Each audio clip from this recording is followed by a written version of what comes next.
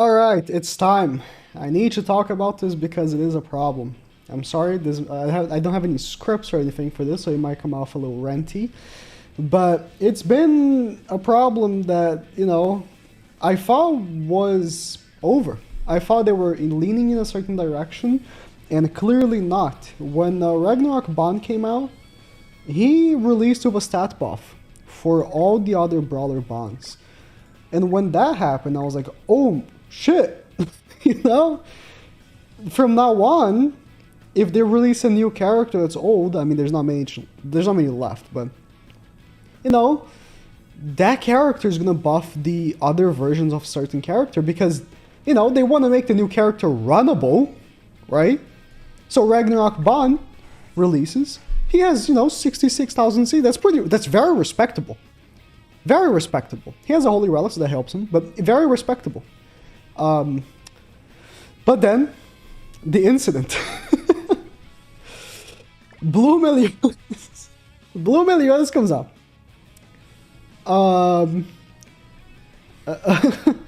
Wow. He has some of the worst stats in the game. And there's a reason for it. They didn't buff base Meliodas with his launch. And it's so weird. Because why did they bother buffing the bonds for Ragnarok Bond, but not the Meliodas for this Meliodas? It makes no sense. No sense. And again, I don't need this Meliodas to be the best character in the game. He just needs to be runnable. And with the stats that he currently has, he's just unrunnable. It's so insulting because they gave him a good card. They gave him the triple crit chance card. It's a pretty good card, actually. But in PvP, he can't even crit. And in the high PvE activities either. He can't crit. So what? With this low crit chance, you triple that, it's still okay.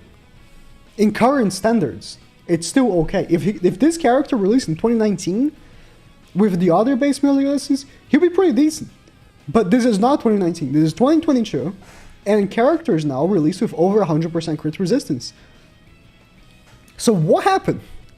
I don't know. I don't know what happened. What were they thinking?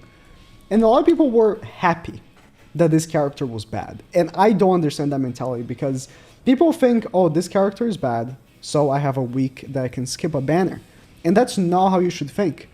Yes, a character is bad, you can skip him.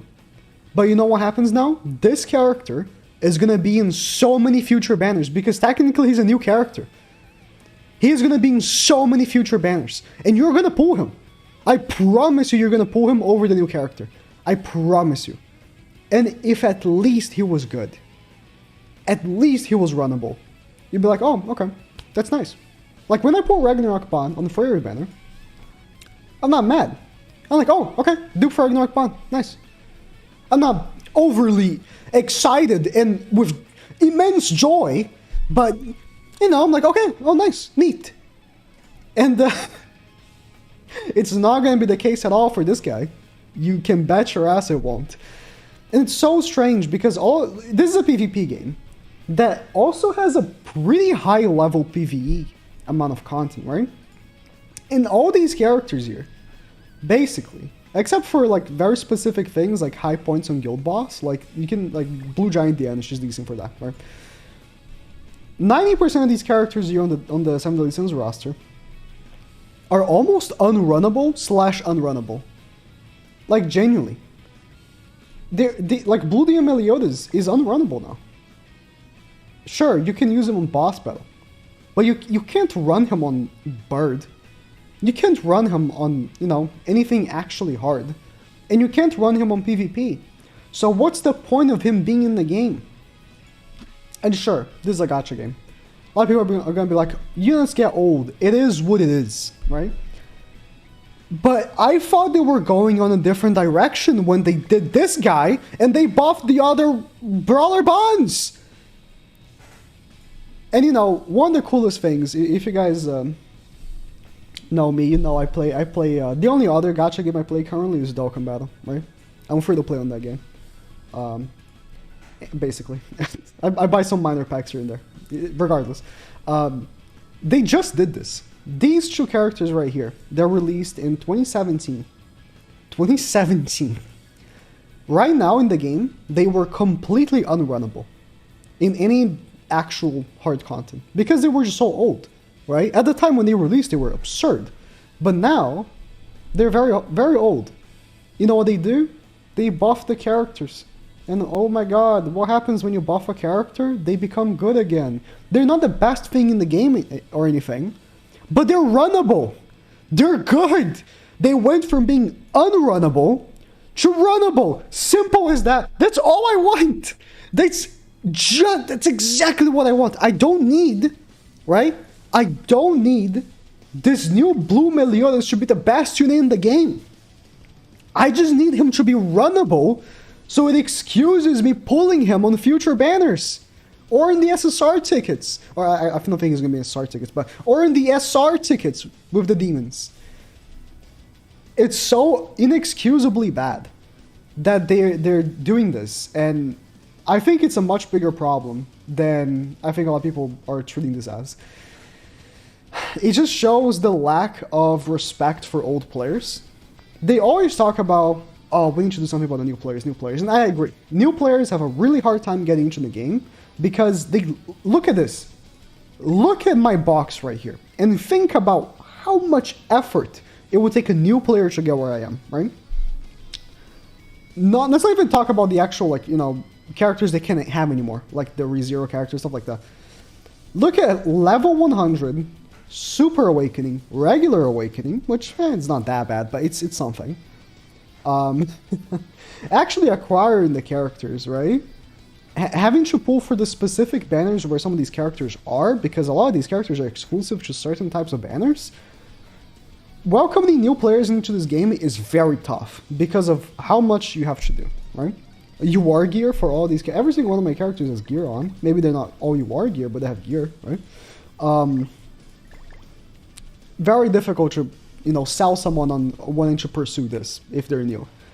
But man, you know, when freaking Red Ascanor came out, you know how hyped this was?